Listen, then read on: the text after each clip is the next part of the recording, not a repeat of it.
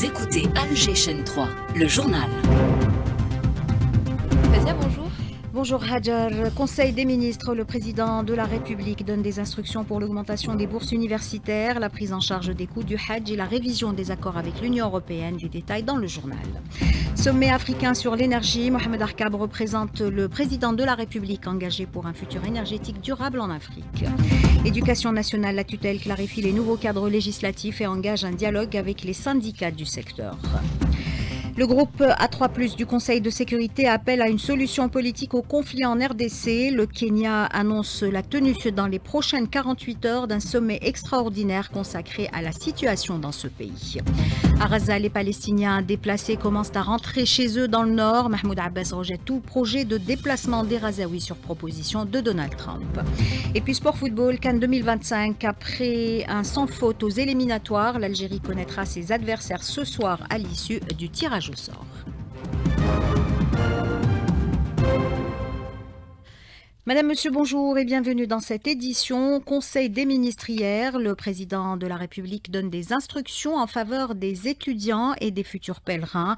La construction de nouveaux silos de stockage de céréales, le droit syndical et le projet de loi sur les assurances également examinés. Sophia Boukelcha.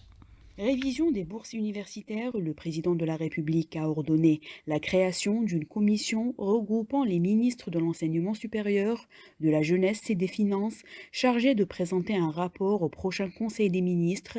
Il a également demandé que le plan de réforme des services universitaires intègre l'amélioration des systèmes de bourse et de conditions d'hébergement. Concernant les préparatifs pour la saison du Hajj, le président de la République a ordonné de prendre en charge l'augmentation des coûts du pèlerinage en maintenant les mêmes tarifs que ceux appliqués lors de la saison précédente. L'agriculture également au menu, le président de la République a salué les progrès réalisés dans la construction des silos qui atteindront pour la première fois une capacité d'environ 5 millions de tonnes à l'approche de la saison des récoltes. Il a ordonné au ministre de l'Agriculture d'accélérer la finalisation des projets en cours afin de renforcer les capacités de stockage dans le cadre de la stratégie nationale de sécurité alimentaire. Le président de la République a également demandé de construire davantage de silos dans les communes à forte production céréalière. Concernant la loi sur l'exercice du droit syndical, le président de la République a souligné l'importance du respect du droit et de la formation dans ce domaine. Il a également insisté sur l'intégration des critères de transparence dans les pratiques syndicales et sur la nécessité de garantir une véritable représentativité syndicale dans le cadre de cette loi. Concernant le projet de loi relatif aux assurances, le président de la République a ordonné d'enrichir davantage le projet de loi afin qu'il soit conforme à la souveraineté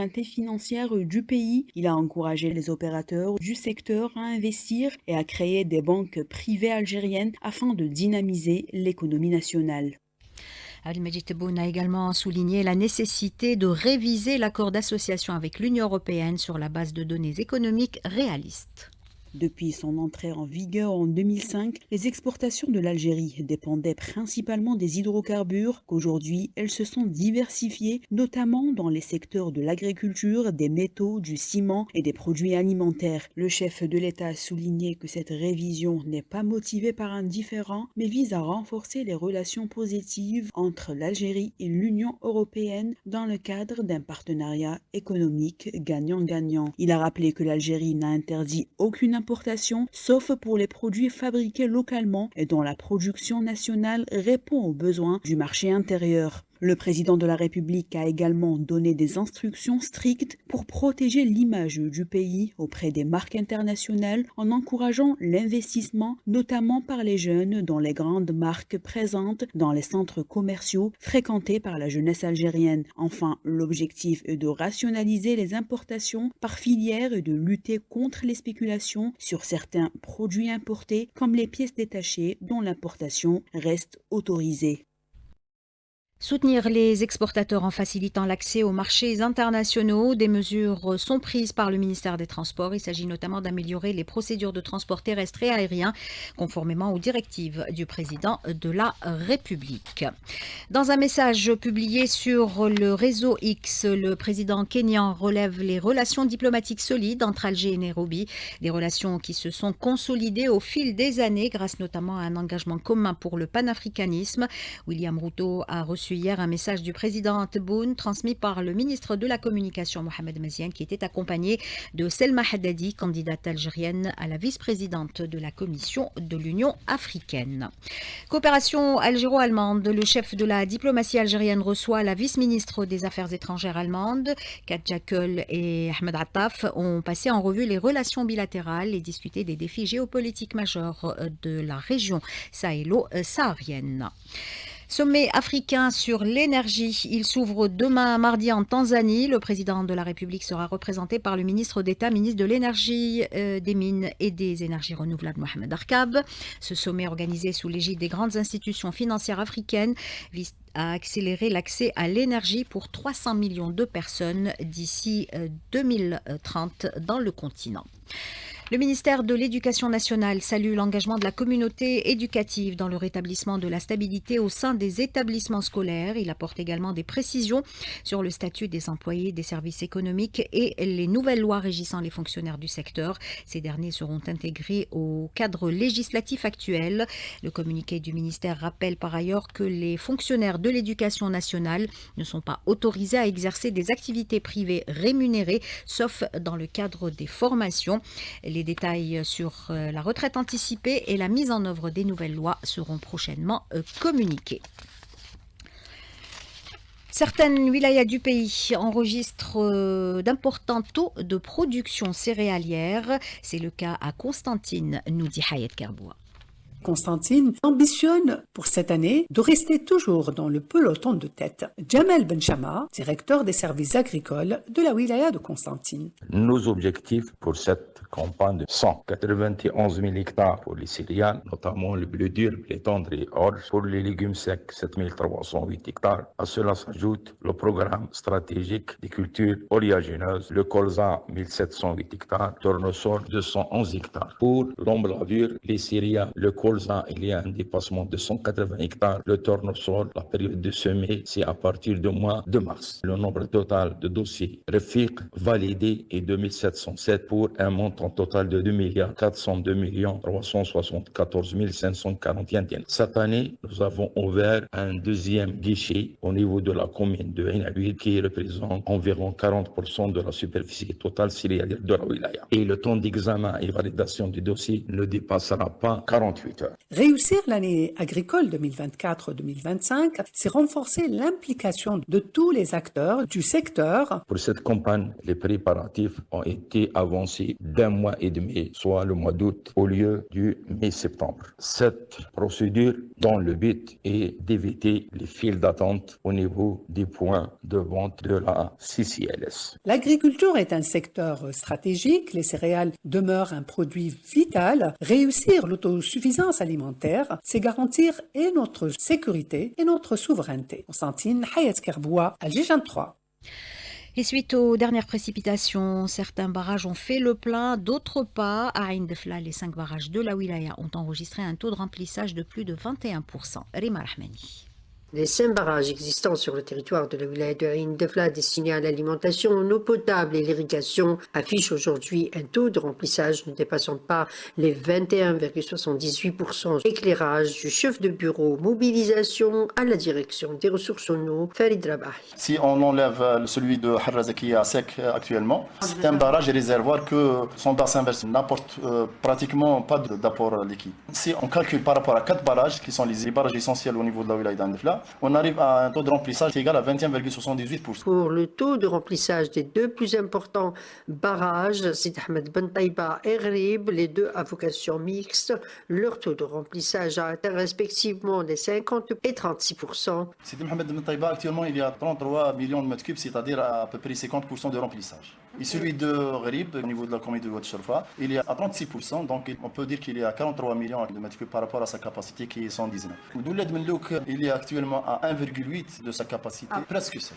donc à 2% de remplissage. Pour assurer leur indépendance en matière d'irrigation, les agriculteurs multiplient les demandes des autorisations de forage, car en cas de baisse du taux de ce précieux liquide dans les barrages, la priorité sera donnée à l'alimentation en eau potable, surtout lorsqu'on sait que le barrage de Gharib, le plus ancien et le plus important en termes de capacité, alimente en eau potable la wilaya de Médéa et une partie d'Alger.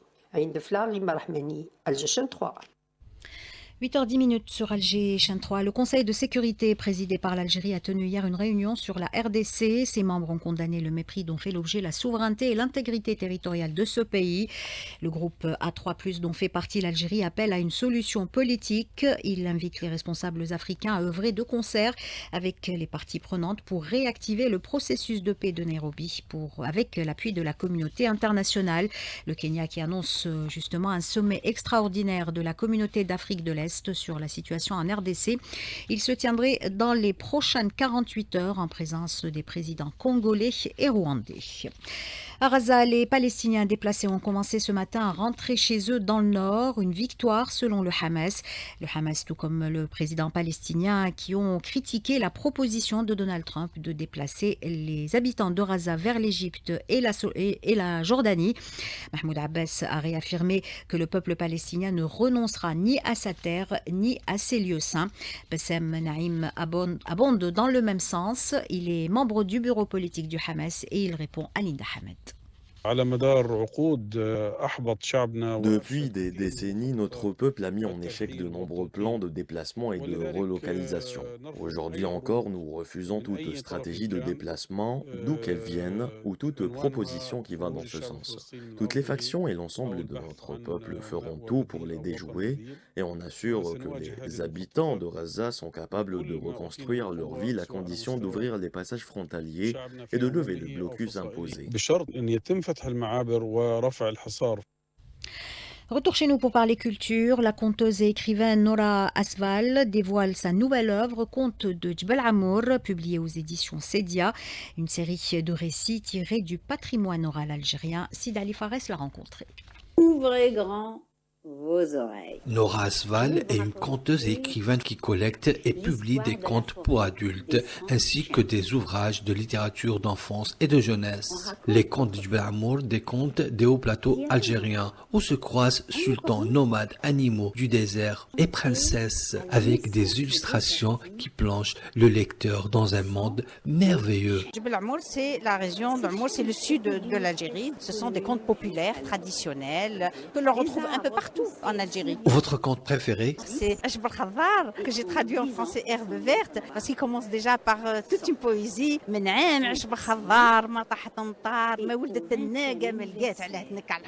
Déjà, on est dans le désert, on est dans le sud de l'Algérie. Cette fille qui fait pleuvoir, parce que la richesse dans le sud, c'est la pluie, justement. Vos contes traitent de quel sujet? Ce sont des contes populaires, comme c'est d'imaginaire, ce ne sont pas des histoires vraies. Donc il y a soit des contes d'animaux, soit des contes de style merveilleux avec des ogres et des ogresses, des contes édifiants, soit des fables. Voilà, c'est la littérature populaire. Le conte constitue une part importante de la littérature enfantine et ont été lus et appréciés par bien des générations d'enfants et adultes. Le conte constitue un élément important de l'éducation et de la formation de jeunes. Ce bûcheron n'a pas hésité. Il a saisi sa hache la meilleure et le voilà parti pour tenter sa chance.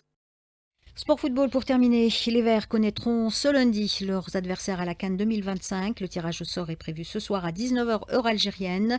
L'Algérie qui a survolé les éliminatoires en terminant en tête de son groupe avec 16 points fait figure de favori. 8h13 sur Alger, chaîne 3, c'est la fin de ce journal réalisé par Issa Abdelrahman. Samuel était à la console technique, Houssine à la régie d'antenne et Mouni au streaming vidéo. Dans quelques instants, vous retrouverez Hajar Masoudi pour la météo du jour.